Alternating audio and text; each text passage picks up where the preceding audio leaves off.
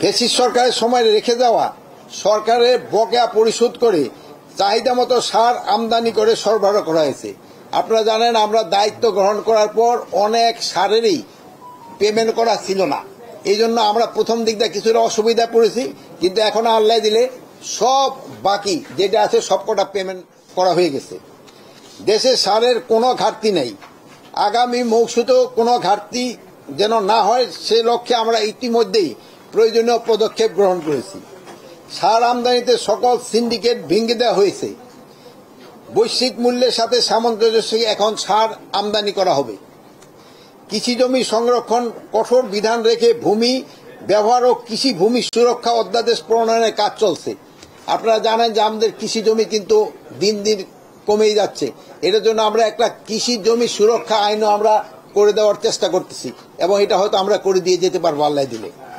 কোনো অবস্থাতেই ফসলি জমি যেন নষ্ট না হয় এই ব্যবস্থা করা হবে। বর্ধিষ্ণু জনগণের খাদ্য পুষ্টি নিশ্চিতে কৃষি জমি রক্ষায় আমরা সর্বোচ্চ গুরুত্ব দিয়েছি। উদ্যানজাত ফসল, আম, কাঁঠাল, সবজি, আলু রপ্তানির নতুন বাজার সৃষ্টি হয়েছে। যদিও গতবারের থেকে কিন্তু আলু রপ্তানি অনেক বেশি হয়েছে, বাট এবার যেহেতু উৎপাদন অনেক বেশি হওয়ায় কিন্তু আলু কিন্তু কোল্ড স্টোরে অনেক রয়ে গেছে। এই মৌসুমে চীনের বাজারে আম রপ্তানির নতুন দিগন্ত সূচনা করেছে। এইবারে প্রথম মতো আমরা কিন্তু চীনে আম রপ্তানি করেছি, এবং আগামীবার থেকে আমরা মনে হয় কাঁঠাল রপ্তানি করতে পারবো আল্লাহ দিলে। এবং আমরা এই কৃষি পণ্যের জন্য নতুন নতুন বাজারও আমরা খুঁজতেছি। কৃষকদের ন্যায্য মূল্য নিশ্চিত করার জন্য সরকার একটা মনিটরিং টিমও করতেছে, এবং কৃষি বিতরণ, সেচ ও সার সহায়তাও অব্যাহত রয়েছে। অনেক কাকে বলে যে সারের মূল্য বৃদ্ধি, সারের কোনো ধরনের কোথাও দাম বাড়ানো হয় নাই। গত অগ্রগতি এবং কৃষি বান্ধব নীতি এবং গবেষণা ও সম্প্রসারণ কার্যক্রম আমাদের কৃষক ভাইদের অবদান ফল।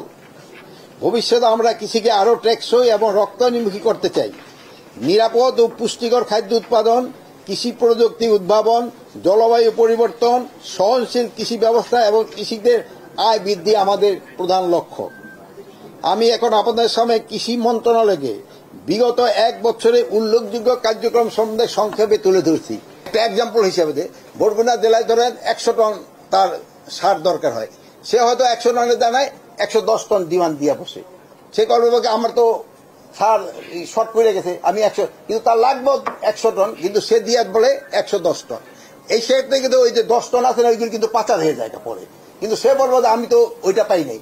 এই জন্য যার যতটুকু রিকোয়ারমেন্ট আমরা অতটুকুই দিব। সে যদি বলতেও থাকে যে আমার একটু বেশি দেন, যেহেতু বেশি দিলে ওই সারটা পাচার হয়ে যায়। এইটা শোনায়, পেট্রো বাংলা যদি গ্যাসের দাম বৃদ্ধি করে তারপরে যে সার উৎপাদন হবে, বাট সারের দাম কোন অবস্থায় বৃদ্ধি পাবে না।